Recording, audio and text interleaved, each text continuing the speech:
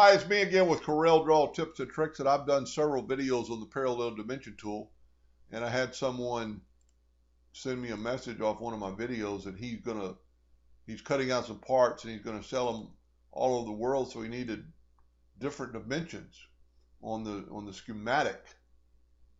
So the only way I know it, besides making a copy and just having two, but you wouldn't want to do that, just grab your parallel dimension tool and go from that node to that node, and then go up, and then do it again and go up, and let's do one more time and go up.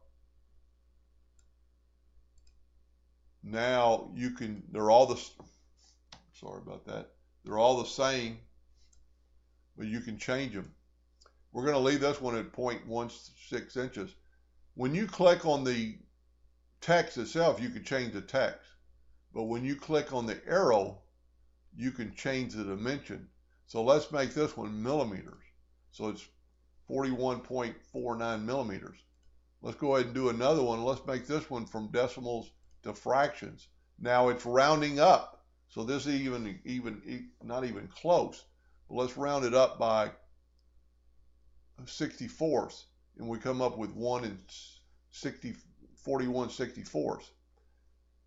And even though that's right, it's not perfect. So when you got your dimension one, you could actually run that out to quite a few zeros and have 1.633346 inches. So when you're clicked on the arrow, you can change things.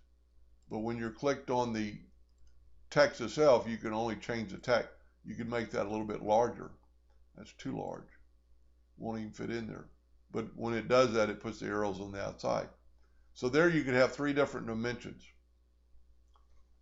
That's not going to help too many people, but maybe you'll learn a little bit if you were doing some minute changing. Hope that helped a little bit. Thank you for watching.